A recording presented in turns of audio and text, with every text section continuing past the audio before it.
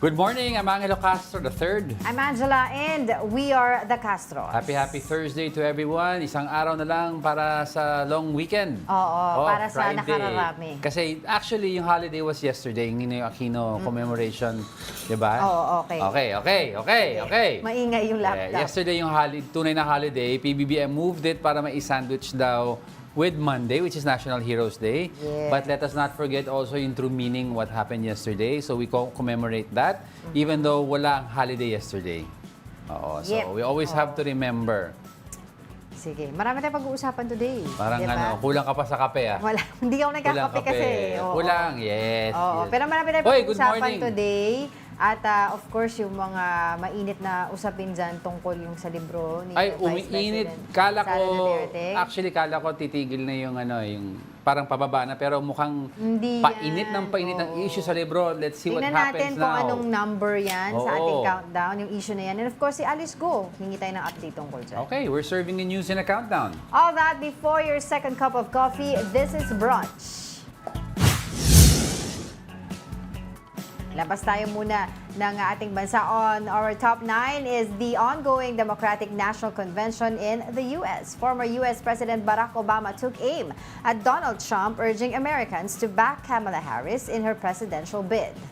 In a speech, Obama says the U.S. doesn't need more years under Trump, as America is ready for a new chapter.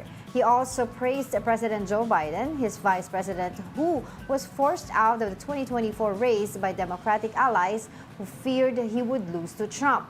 Harris seeks to make history herself as the first woman and first Black and South Asian person to be elected president. We do not need 4 more years of bluster and bumbling and chaos. America's ready for a new chapter. America's ready for a better story. We are ready for a President Kamala Harris. Parang na-miss ko yung boses ni former U.S. President Barack Obama. Change has come, di ba? O change is coming. Tapos ang tanong ng iba, Naalala ko yun. asa na yung change? yung change.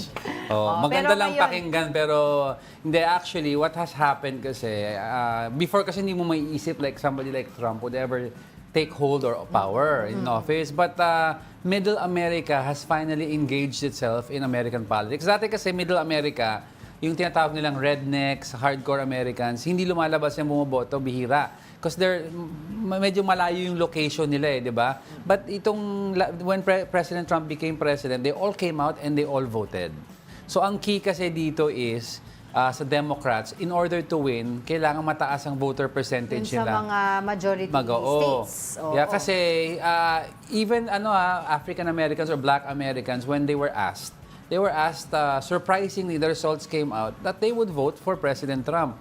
And this is weird for most because President Trump has been one time or another been accused of being racist, diba? But when they ask kasi, most of them say racism, it's either I be hungry with a non-racist president or I have food on the table with a racist president. And they said, I'd rather have food on my table.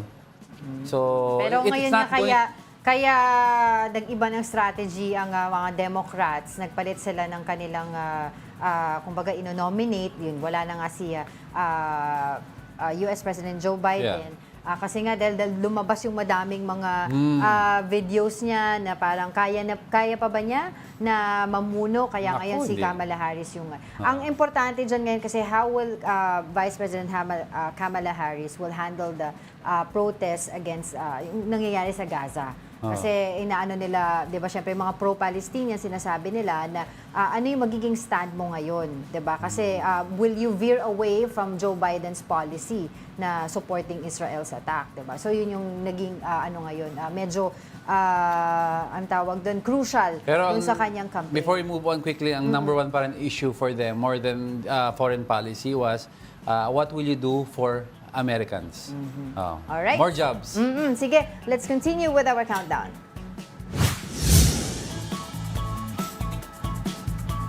Going to the 8th spot is Iloilo. The province has declared another state of calamity due to the dengue outbreak. Based on their latest data, over 5,000 dengue cases were recorded in the province since January. This is extremely higher from last year's 1,100 cases. The Iloilo LGU will allocate 13 million pesos for their quick response fund against dengue. The province is also under a state of calamity due to the impact of El Nino. To talk more about this, we have Dr. Rodney Labis on the line. He is Iloilo's Provincial Health Office's Chief of Health Service Delivery Division. Good morning, Doc Rodney. Thanks for joining us today. Good morning po, Ma'am Angela and Sir Angelo. Opo. Sige po, tanungin lang po namin kayo nitong update on the number of dengue patients in Iloilo, and have we recorded any fatalities yet so far? So as of our August 17 report ng aming Provincial Epidemiology and Surveillance Unit, ang province of Iloilo ay meron ng 5,836 dengue cases, and 10 na dito ang na-report na namatay. So matatanda na base sa aming epidemiological data, nag-declare na rin si Dr. Quinyon, ang head ng aming office, ng dengue outbreak noong August 9. And noong August 20 ay official nang dineclare ng province ang state of calamity due to dengue outbreak through a resolution issued by our Sangguniang Panlalawigan. And we've seen na yung kumbaga mataas po yung pagtala ng mga dengue cases diyan. In 1 week nakapagtala po kayo ng 1,263 new dengue cases in just 1 week. What do you think happened there po? Yes, ma'am. Actually, yung 1,263 namin, some were reported late na. So, yung iba nag-onset na yung onset ng dengue nila are from the past 2 to 3 weeks pa. So, yes. Pero however, despite of this late reporting, nakikita talaga namin na malaki talaga yung pagtaas ng cases namin dito sa province. So, we attribute this first sa seasonal na pattern ng dengue cases natin na every 3 to 5 years tumataas talaga. Second is of course due to climate change na din siguro kasi with the long periods of El Nino dito sa amin, yung households namin would tend to store water due to low water supply. So nag-promote na din ng breeding places for dengue, and then sumunod na yung tag-ulan nung June. So starting June, tumaas na talaga yung dengue cases namin. Yes, sir. Gusto ko lang matanong na ngayon na state of calamity po ang iyong probinsya. Paano nyo po, how do you intend to spend yung budget o yung 13 million na i-allocate dyan? Ano po mga programa na panggagamitan nyo nito? So, kasunod ng declaration namin ng state of calamity is ma-access na namin yung quick response fund wherein 13.6 million ang inilaan ng provincial government para sa procurement ng additional sprayers and insecticides para i-augment sa supply ng aming 43 local government units para sa kanilang mosquito control activities. So, kasama din sa pondo ang pagbili ng dengue test kits and hydration fluids para sa aming mga hospital and health centers. And also, aside sa quick response fund namin na gagamitin for procurement is si Governor Arthur Defensor Jr. ay magbibigay din ng additional financial assistance para sa mga LGUs natin para gamitin nilang idagdag sa kanilang mga pondo para sa dengue outbreak response activities nila. Pero currently, sir, meron yung provincial government nyo ng mga pang-fog po or pang-spray ng mga household or mga areas nyo, given na kasi every year naman may dengue. Okay, sige. Doc, tanungin ko lang din po nung situation natin sa mga hospitals dyan sa Iloilo, yung mga nakikater po ng mga dengue patients. Any update on that po? Kamusta naman po yung response nila regarding dengue patients? So, based sa report ng Hospital Management Office namin, tumaas talaga yung admission nila due to dengue. However, with their strategies na your preparedness measures nila na in place naman. So currently they are keeping up with the increased dengue admissions nila, and also as to the resources, they have mechanisms also na may mechanisms sila to share the resources between the 13 hospitals in the province na minomonitor nila regularly para prevent yung stockouts sa ibang hospital. So, currently manageable on their level, and also based sa latest report nila is nakikita namin na somehow bumababa na rin yung admissions nila due to dengue. However, although bababa, pero generally mataas pa rin siya compared sa previous months natin. Doc, yung mga dengue patients po natin, do you have data po kung ilang mga taon po yung mga tinamaan po ng dengue? So, common dito sa aming province, ang yung most affected na age group is ang 1 to 10 years old, followed by 11 to 20 years old. Although based sa record naman namin sa deaths namin, ang 10 deaths namin are most commonly below 20 years old yung deaths namin. And of course, Doc, prior to this outbreak po, what were the programs po na ginawa po ng Iloilo government to combat dengue? Dahil nga po, according na rin po sa inyo, sabi nyo, this is a pattern already that every 3 to 5 years, talagang tumataas yung kaso ng dengue po sa inyong lugar.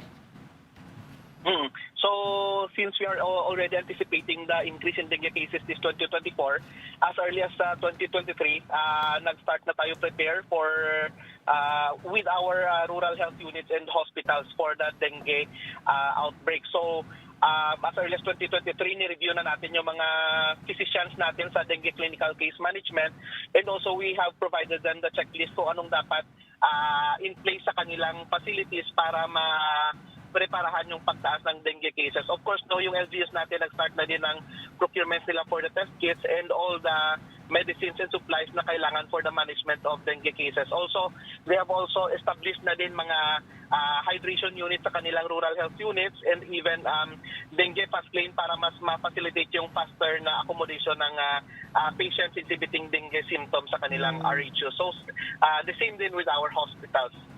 Doc, taking this opportunity na rin po, tanungin po kayo regarding MPOX, dyan po sa inyong province, ano po yung mga guidelines para po dito po sa inyong response sa MPOX?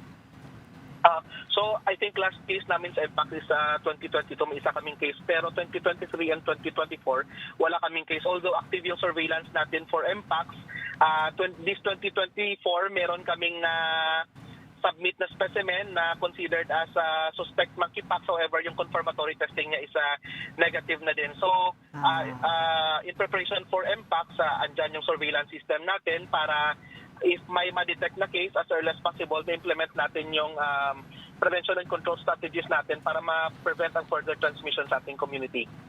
Alright, on that note, maraming salamat po sa inyong oras. That was Dr. Rodney Labis sa Provincial Health Office ng Iloilo. Maraming salamat po. Thank you. Grabe na, parang dumadagdag yung mga areas kasi na merong dengue, di ba? The last time that we were talking about this, saan ba yun? Meron sa Cavite, may iba-ibang lugar. I just wanted to ask kanina pero hindi ata na intindihan yung question ni Doc. No, yung, as to if this happens naman every year, how come parang every year may kulang tayong gamit? Oo nga Kasi dapat, ang nangyayari kasi sa most LGUs natin, nagre-react tayo. But dapat proactively we have... That's why, di ba, I asked them, prior to this, ano yung mga programs? Yeah, and they have data that suggests every 5 years meron May pumapalo. pattern. May pattern. So if may pattern na pala, dapat we handa. should be ready. Di ba, hindi natin hintayin na magkasakit ang 10 bata and then tsaka tayo bibili ng fogging para... We should prevent it already. Hindi biro yung 10 yung reported na casualty. Oo. Kasi ang problema pa sa dengue, meron yung hemorrhagic strain, which is very fatal. Mataas ang fatality rate, no? Hindi mo mapipili kung anong strain papasok sa'yo eh. So it's better, patayin na natin lahat ng kayang patayin na mosquitoes. Di ba? Mag-fog na tayo. Pagpapasok pa lang ang season, not when the season is there already. Totoo. Continuous fogging lang, scheduled, di ba? Tsaka especially sa mga schools din. Kasi nakita natin yung age bracket na sinabi ni Doc Rodney, di ba? Mga bata yung mga mostly tinatawag. Salo na ngayon, di ba? Nagbukas na yung school for most LGUs. Alright, coming up. Vice President Sara Duterte tells the public to stay tuned for her next book, this time about a friend's betrayal. And President Marcos orders the Health Department to strengthen its surveillance against Mpox. Betrayal. Traidor ka. Pero mga kapatid, we are just getting started. More of our top 10 news and Brunch returns. Keep it here on One News.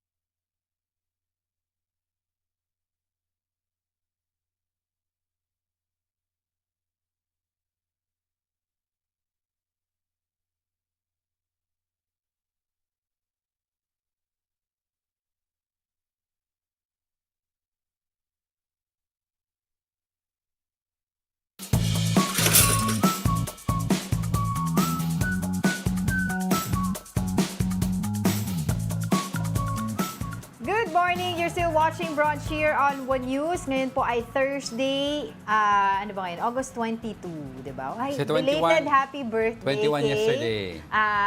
SGO, si Ma'am Shena Oy. Ola. So, Ate Shena, 2 years, Si 2 Ma'am days, 2 years. SGO. 2 days late, pero di ba? Happy birthday, Ate Shena. Oo, tsaka si Joshua Fernandez. Hindi kami cousin ko nakakakuha na- ng ice cream eh. Oo May nga. ice. Oo nga, sana all, Char.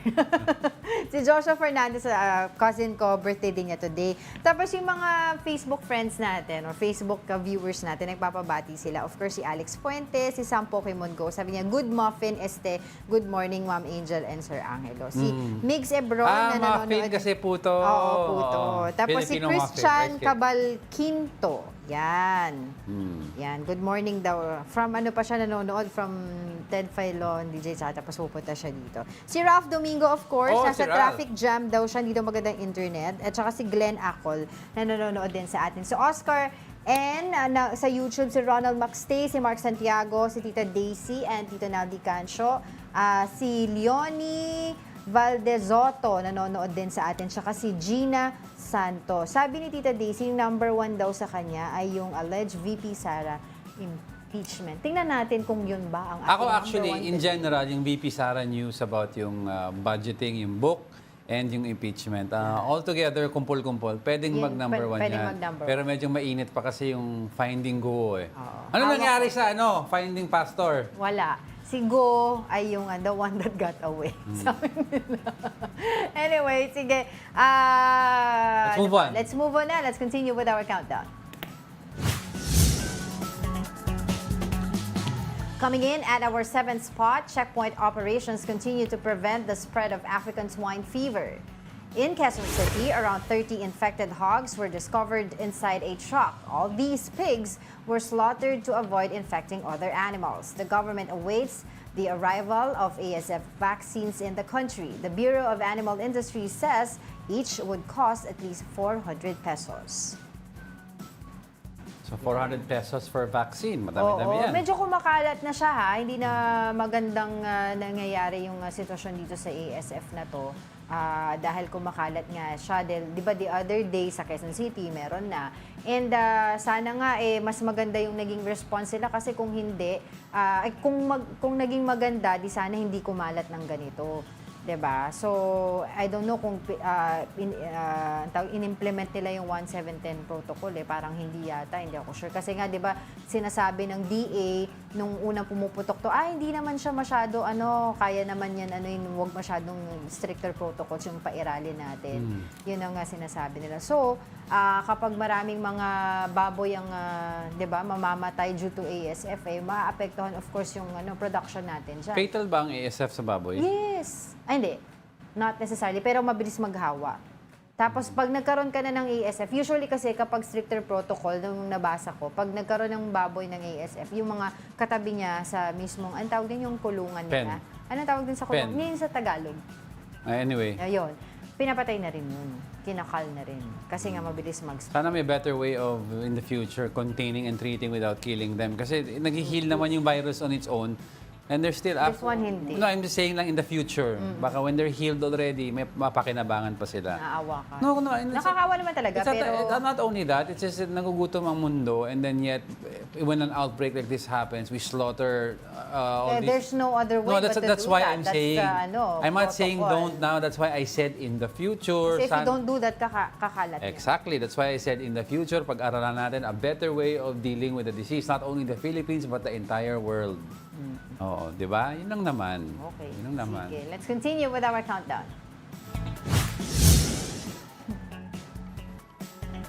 Moving over to our top 6, hundreds of breathalyzers procured by the Land Transportation Office turned out non-functional. The equipment which were distributed to the MMDA and PNP were returned to the LTO. Senator Rafi Tulfo slammed the agency for spending 68,000 pesos for each unit. According to Tulfo, a breathalyzer costs only around 5,000 to 14,000 pesos in the US. Ngayon pa lamang, husgan ko na. Hindi worth it dahil hindi lang, pumapalya eh. It's not worth it because it doesn't work. It didn't work. 68,000 sa isang palpak, bulok, sira na fertilizer. Sinayang natin yung pera ng taong bayan. Matagal na yan eh. Oo, naalala mo, di ba may mga, yung procurement naging issue yan, tapos sabi nga nila, hindi daw gumagana. Even yung sa MMDA, sinabi nila, binalik nila yung binigay sa kanila ng LTO na thousands of breathalyzer kasi pinatry daw niya, uminom daw ng alcohol yung tauhan, tapos nung ginamit yung breathalyzers, zero content ng alcohol. Actually, nung bago pa lang yung breathalyzer, nung lumabas, ang daming issue. Yung unang issue was, yung mga nahuhuli, hindi na breathalyzer kasi walang battery. Ang pangalawa naman, wala yung hose na provide sa breathalyzer kasi may blow hose yan kung saan ikakabit. Kasi dapat, madami yan kasi sinasanitize yan eh. Iisa lang ang hose. Kadiri, di ba? Oo, iisa lang ang hose. So, with that price of, sinasabi pa ni Senator Tulfo, yung 68,000 pesos, pero yung real value niya is around $400 to $500. Oo, can Kahit you imagine? i-take in account mo yung tax sa yung shipping cost, mahal pa rin yun masyado. Dapat ang bisagahan nila dyan yung procurement process. Sino yung nag-supply? Sino, di ba yung nanalo sa bidding? Bakit 68,000 per piece, di ba? Per breathalyzer, 68,000. Yung pumasok dito, pero ang tunay na value niya is around 14,000. Oo, sa US daw, it would cost 5,000 to 14,000. Sa Thailand, 3,000 per unit. Sa China, 22,000.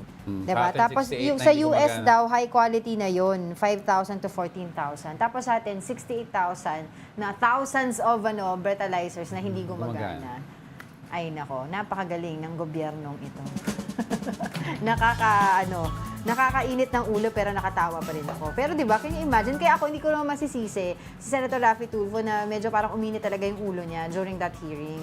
Yesterday ata if I'm not mistaken eh. Kasi nung una tinatanong nga niya, ano ba, magkano ba to? Tapos sinabi nung, nakalimutan ko sino yung nagsabi, titingnan lang daw niya muna kung magkano. Pero yung pala meron ng information si Senator Raffy Tulfo na yun lang yung presyo, hindi 68,000 per unit. Can you imagine? Tsaka hindi lang isang peraso o hindi lang 10 peraso yung pinag-uusapan natin dito, ha? Yeah. Na breathalyzers na binili na pinocure. Kasi dati yung mga unang breathalyzer na pumasok, ginamit sa the fort, sa BGC kasi madaming cases of mga naglalasing. After mag-gimmick, di ba?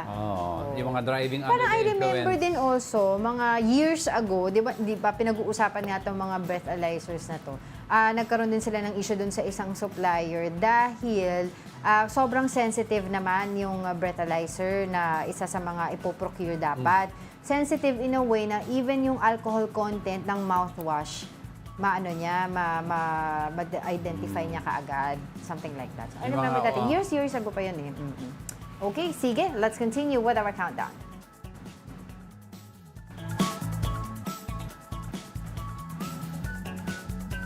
Ayun. Ang ating fifth spot today is about Alice Go. The Foreign Affairs Department has notified the Interpol about the dismissed mayor who fled the country. Senator Risa Ontiveros said her siblings and Lucky South Representative Cassandra Ong were reported to the Philippine Center on Transnational Crime and Interpol. The senator emphasized that Interpol can now determine appropriate course of action in response to DFA's request. DFA, however, has yet to confirm Ontiveros' claims. Kahit ito ay valid pa at may mga impormasyon na paso na ito, expired na ito, so lalong mahihirapang kumilos at dahil ngayon pa lamang ay tumatanggap na ng mga helpful information mula sa kanilang counterparts ang iba't ibang Philippine law enforcement authorities. Sa dami ng intelligence funds, no, isang high-profile person na may pending cases dito, nakalabas ng bansa. Tapos each agency pa, iba-iba ang info na pumapasok. Diba? Tapos hindi sila nag-uusap. Diba? Una, sinabi nung isa sa BI, kinonfirm nila na baka nga daw na lumabas na nga si Alice Go.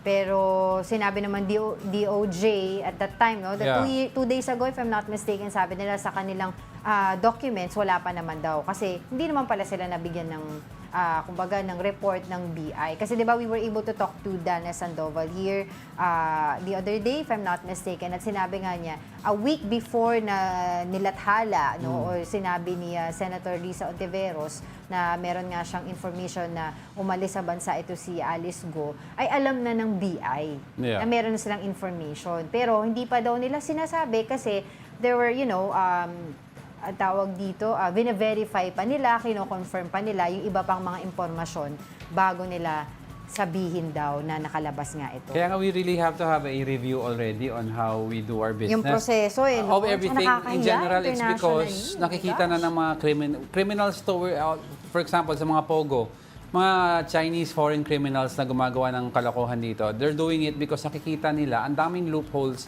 sa sistema ng gobyerno. May loopholes in getting birth certificates, may loopholes in applying for a passport. Wanted ka, makakaalis ka, loopholes in immigration, loopholes in customs. So nakikita na, this is a perfect spot to do illegal works. Because alam nilang it's easy to move around.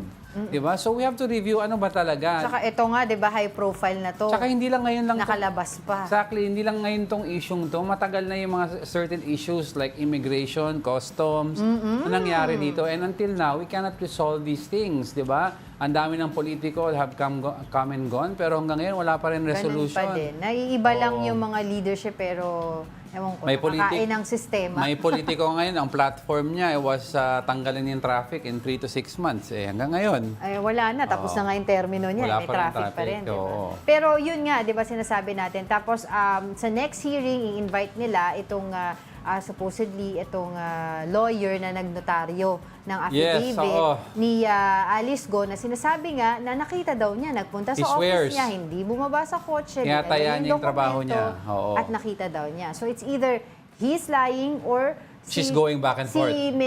Si dismissed Mayor Alice Go ay going back and forth here in the Philippines.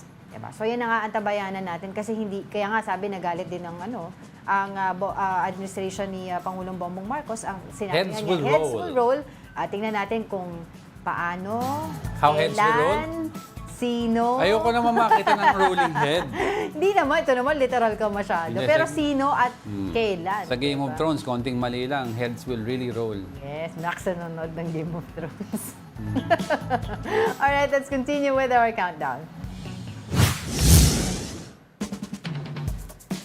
Coming in at the fourth spot, China warns the U.S. that it has no right to intervene in its maritime disputes with the Philippines. Chinese counterpart Mao Ning says Washington should stop provoking confrontation in the South China Sea. This comes after the U.S. condemned the dangerous actions against lawful Philippine maritime operations. Both the Philippines and China have differing claims on the latest collision incident near Sabina Shoal. Nabulol ako Oo nga. So, yun, of course. Different interpretations on how Sabina But Shoal. always naman ang China, lagi nilang sinasabi, meron silang negative reaction dun sa mga support na nakukuha natin from our allies or And yet even outside yung mga hindi claimants sa West Philippines. And yet they continue to harm us by may naputulan ng daliri, may nabangga na boat, nawasak na boat, 'di ba? They continue to ram us, throw flares at our ships. And yet tayo pa rin ang may problema. Oo. So, di ba nga, lagi nilang sinasabi na ang kanilang narrative would always be bilateral. Gusto nila kung tayo lang. At ini-insist nila kapag nakikialam ang US ay talagang ginagamit lang tayo ng US. Yun ang kanilang ini-insist. Kaya hindi naman din nabago ito na kung sabihin nila ay sila ay kumbaga tumututol doon sa mga suporta na nakukuha natin from US and other allies dahil nga dito sa sinasabi nila meddling, 'di ba, dito sa ating usapin yung dito sa West Philippine Sea. But of course, let's discuss that issue further. Yes, we have with us AFP spokesperson Colonel Margaret Padilla with us on via Zoom. Magandang umaga, Colonel. Hi, Colonel. Thanks for joining us today. Good morning po. Good morning po sa inyong programa at sa lahat ng inyong taga-subaybay. Yes, Colonel, let's get right to it po. What is your reaction sa latest statement ng China? Sir naman, no, alam naman natin how it goes when they do their statements, no. It's always negating what's really happening, what's currently happening. So ang sitwasyon naman, sir, they are signatory to UNCLOS. Yes. And yung UNCLOS, sir, favored in our yung ruling favored the Philippines. So they should honor the ruling that the UNCLOS has stated. So with that, sir, yun yung overarching premise over all of this. For whatever they say, dapat, sir, sila yon mag-honor ng that pact that they already agreed with. Sa side po ng Sandatahang Lakas ng Pilipinas, no, we will not be deterred in doing these things. No? So over and above what's happening po with all of these efforts for us to peacefully settle these issues, of course, it is the mandate of the Armed Forces of the Philippines to fortify our defenses. So, po-modernize po tayo, nagtitrain tayo, upskilling, and kasama na din po dyan, no, yung pag-strengthen po ng alliances natin with like-minded nations and partnerships. Yes, I'd like to ask Colonel, no, siyempre with all the damage na nangyari sa atin, sa barko natin, sa nangyari sa Navy personnel natin noon, how do we plan to, the term was used was to collect kung ano man damages na incur ng China against us. Kinikwenta ba natin ito, Colonel? Sir, lahat naman po nito, no, for any incidents that occurred, we submit the necessary reports and all the lahat po ng nakapaloob dito sa necessary agencies to include po the Department of Foreign Affairs. So nakapaloob naman din po dito, sir, for kung ano po yung furthering the cause, no. So if there will be filing diplomatic process, nandun po, sir, yon, no, to serve as a reference for this. But in our case, sir, iniipon din lang po natin to, and we submit it also to the Department of National Defense for for all intents and purposes, sir, for reference din po nila. Okay. And Colonel, yung PCG po few days ago, nakakuha po tayo ng mga balita that PCG is actually gathering evidence para nga po dito dun sa nangyaring recent collision. Meron po ba kayong coordination with PCG? Kamusta po itong gathering of evidence na ginagawa po natin?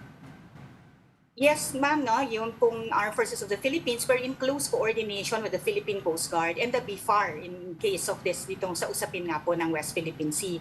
So, in any eventuality po na kailanganin po nila yung assistance ng Armed Forces of the Philippines in terms of law enforcement, nandiyan naman po kami. In any operations that they also conduct, at any one time po, nandyan din po ang ating mga Philippine Navy vessels patrolling the area po. So, we are in very close coordination with them. Lahat po ng operasyon namin at operasyon din po nila, alam din po ng isa't isa.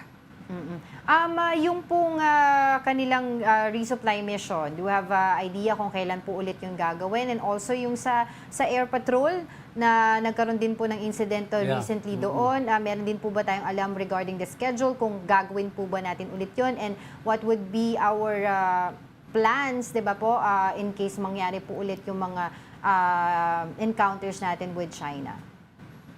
With this RORE missions and maritime patrols, ito po, even without the incident, continuous po natin itong ginagawa. This is on a regular basis, but we do not disclose po the exact date and time when this is occurring, but it is on a regular basis. Sa lahat po nung 7 features and 2 islands po natin, lahat nung siyam na yon na nasa West Philippine Sea, under po siya ng Northern Luzon Command and Western Command, no?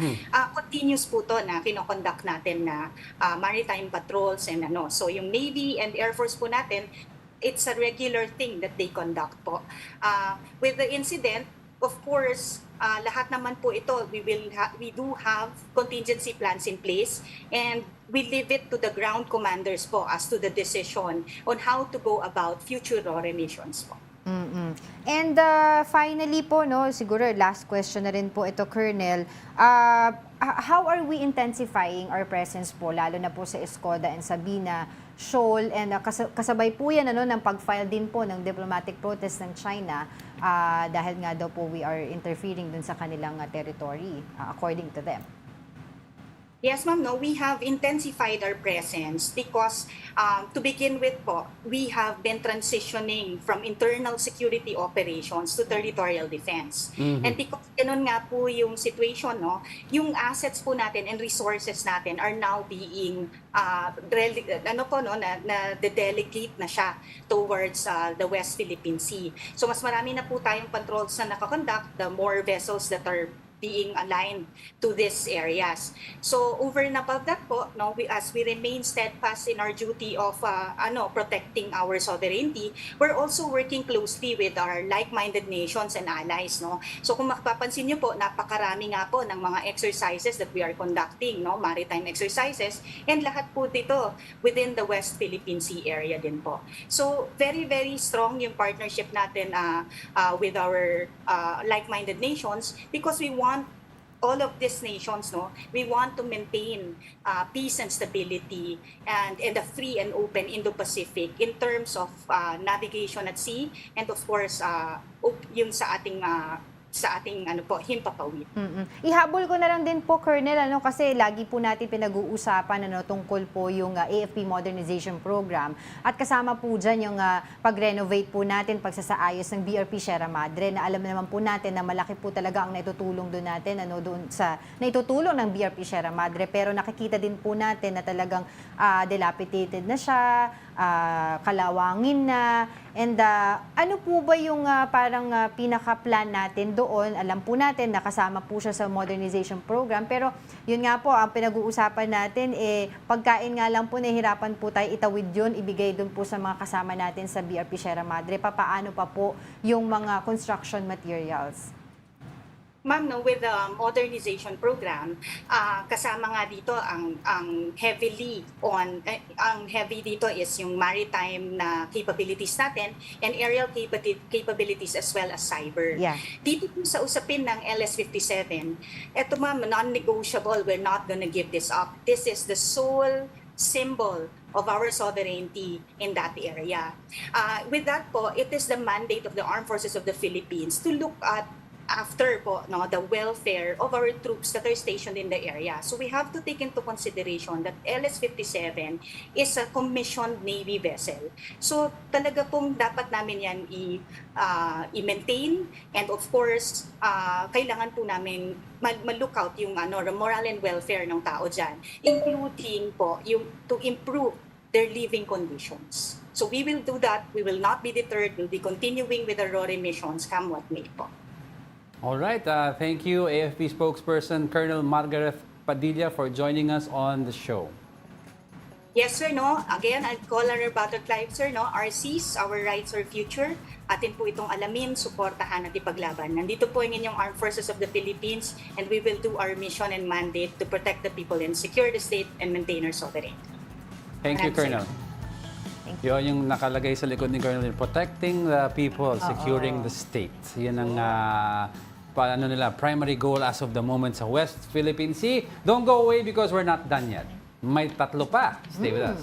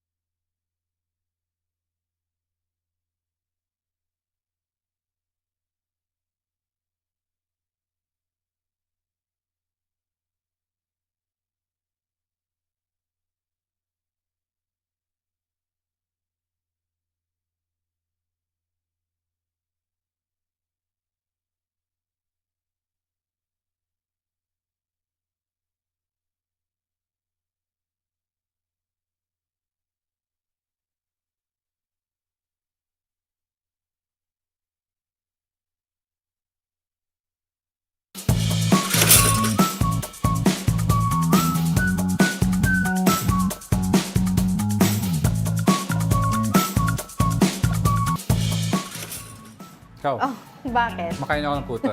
Kumakain ka ng puto at, ayan, yung favorite mo. Kutsinta. Kutsinta. Okay. Good morning. Welcome back. You're still watching Brunch here on World News. Batiin ko lang si Ate Mina Benales and the rest of our Jessie Mendez, Cash and Family. Carrie family. At of course, si Jerry Young. Of course, si Christian Cabalquinto. Yan, nanonood din siya sa atin today. At saka si Ronald Maxtay. Okay, let's continue with our countdown.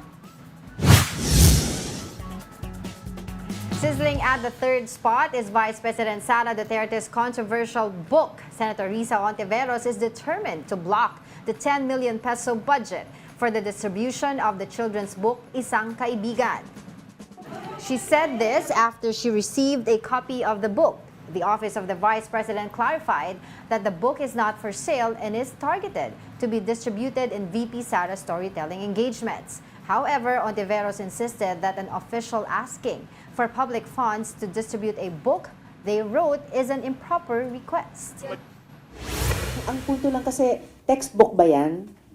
Approved ba ng DepEd? Naku, kung pag-usapan natin yung textbook problem ng DepEd, yung nakaraang 2 taon, ang daming problema, di ba? So bakit inuna ang isang personally authored, kung siya ang sumulat niyan, personally authored na libro?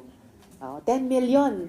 Maliit kung sa textbooks kabuo ang budget ng DepEd, pero hindi siya barya. At 10 million na galing sa buwis ng mamamayan. So, pera pa rin na hawak ng gobyerno na dapat tanungin ng Kongreso. Following her heated exchange with Senator Risa Ontiveros, Vice President Sara Duterte tells the public to stay tuned for her next book. From one being about friendship, she says the new book will be about betrayal. Pero tama dyan si Senator Risa. We have problems with lack of classrooms, sweldo ng mga teachers. Textbooks itself. Chalk allowance is kulang, yung textbooks mismo. And yet, you can allocate 10 million for a self-authored book. Yun ang keyword din eh. If you want to put out a book that may help children understand friendship, okay yun. Kung may existing na sana. Yeah. Diba? All you have to do is printed na yan eh. Diba? All you have to do is procure it or redistribute lang. Kung ano yung meron sa sistema ng DepEd. Or yung mga short stories sa loob ng textbook, meron dyan eh. You just grab it out and reprint eh. Pero ito, book that supposedly daw may katulad siya ng English version. And supposedly, yung mga pictures ng ibon sa harap ng book, galing sa isang app. Di ba, na nakikita mo stock photo, meron. Parehong-pareho yung bird na red eh. Oo. Although hindi ko pa kasi nababasa yung sinasabi nilang kaparehas na book, no, yung English version nito. Pero nakita nga natin Yung sa premise social the same. media na halos kaparehas. Yung isa, ganun din, tinulungan niya yung kaibigan na ibon na gumawa ng nest, no, yung bahay dahil na-damage nga yung puno. Dito naman sa kwento nung kay VP Sara that she authored ay nagkaroon ng bagyo, nasira, tinulungan, 'di ba, yung ibon na para gumawa ng bahay. But we don't naman na okay, maganda naman yung intention ng book, 'di ba? To teach children about friendship. Pero yung point doon na using the budget for something that is self-authored with your picture. I remember this nilaunch nito sometime last year, yung DepEd secretary pa siya. Hindi masyado yata napansin Ngayon lang dahil humihingi na siya ng budget that is, hindi barya. 10 million pesos yun na pera natin na gagamitin para, alam mo, naka-plaster yung mukha niya yun. Kaya, syempre, yung mga tao sinasabi, is this an early campaigning on your side? Pwede naman kasi gawin ni VP Sara, since madami rin naman nagko-contribute din ng mga private sector sa OVP. Kasi sa panahon ni former VP Lenny, ganun din Mga private sector were infusing money into OVP. Doon na lang. Pwedeng doon manggaling kasi yan diba? Tapos with the support of the private sector, I am writing a book for the children. Pero using funds that could have been used for chalk, for notebooks, for actual existing books already, to print a 50 peso book. Ay medyong nasasayangan daw si Senator Ontiveros. Yun ang Yun ang point ni Senator Ontiveros. Pinapoint din nila dito, itong book na to is not really, pang bata siya, pero kailangan ito may gabay ng magulang. Kasi doon sa mismong kwento, di ba, na bagyo, nasira. So there's a tragedy in itself na kailangan kapag binabasa ng bata, ni-explain sa kanya. Kasi traumatic supposedly yung ganong issue na ang tawag dito na nasira, 'di ba, dahil sa bagyo may tragedy na included doon sa story. So Pero it is meant for read along daw, Read kasama along. yung magulang, hindi yung bata. Kasi complicated din daw yung mga sentences. may Sara News pa tayo. Meron pa ba? Hindi pa tapos? Mapag-usapan. Okay. Ano ba yung next natin? Our top story for today is about Mpox. President Bongbong Marcos ordered the Health Department to strengthen its surveillance of the areas and people vulnerable to Mpox. Meanwhile, 41 individuals are currently under a 21-day quarantine after they had a close contact with an Mpox patient in Quezon City. Here's the report. The first case of Mpox in the country this year went to a spa and a dermatology clinic in Quezon City before his status was confirmed. This is what the authorities in Quezon City revealed yesterday to the public. Based on their investigation, the 33-year-old Mpox patient started experiencing fever on August 8. Despite this, he still went to a spa in E. Rodriguez Avenue on August 11. 4 days later, the patient had a consultation in a dermatology clinic in Quezon City. He was confirmed positive for Mpox last week. Quezon City Mayor Joy Belmonte shared that the victim allegedly had a sexual encounter in the spa. He's a government employee. However, he frequents these kinds of establishments. 41 individuals are now under a 21-day quarantine after they were identified as close contacts to the Mpox patient. 10 of them are employees of the spa, while the remaining 27 are massage clients. Yung mga clients, mga 27 clients yung nasa kinonsider natin type 1 kasi hindi natin ma-determine allegedly merong sexual encounter na nangyari dun sa spa. Pathologist to check is wearing PPE naman. So hindi siya natin mako-considered ay a high-risk close contact.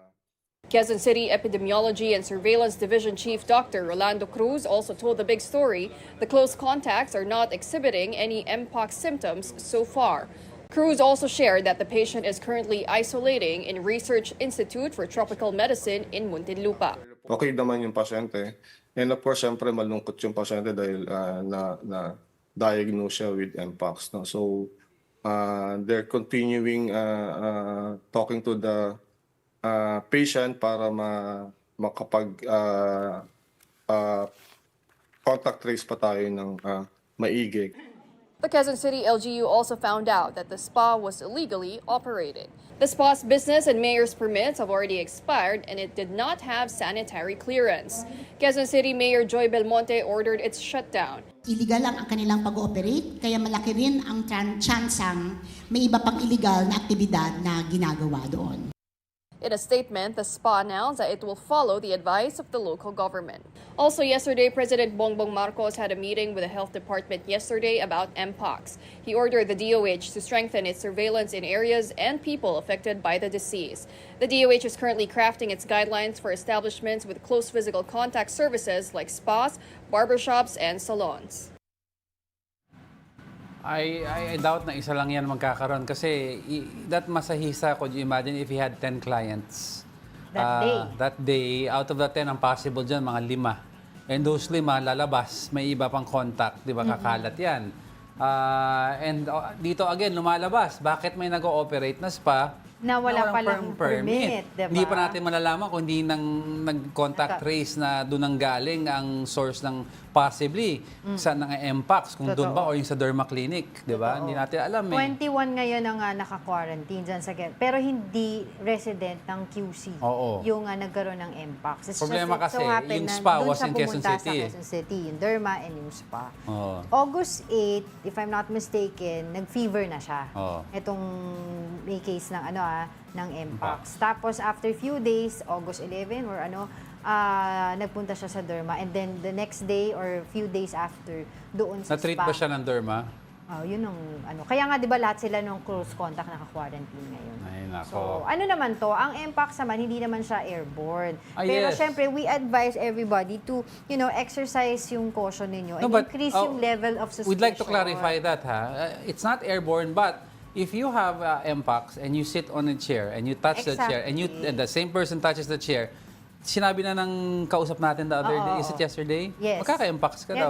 Kaya nga sinabi ko, di ba? Exercise caution and increased level of suspicion. Eh. So, dapat lagi talaga... Hindi. Totoo Ay, naman nandiyan, di ba? pinapagano So, lang. habang ngayon, wala pa tayong mga bakuna dito sa atin Di Wala ba? pa. Kasi ngayon pa lang ang production iba na ipamimigay sa mga European country. And I guess itong mga European country nito ay, siba sinabi ng WHO, African and European. Oo, mag-ano kayo, yung mga maraming mga vaccine, mamigay kayo doon sa mga areas na wala, na may mataas na kaso ng MPOX. So ito yung number 1 natin na story for today because health is very important. At saka hindi po pwede yung mapapabayaan natin ito na kumalat dito sa atin. Agree. Yan ang hirap Agree. Oo. But wala na po tayong oras. Si Gary ko pala nanonood sa atin. Gary ko and all our Oo. viewers, pasensya na po, wala na kaming oras. Definitely, we will greet you tomorrow kasi Friday, holiday naman tomorrow. Pwede kayo manood sa inyong television sets. But with that, I'd like to leave you with a quote.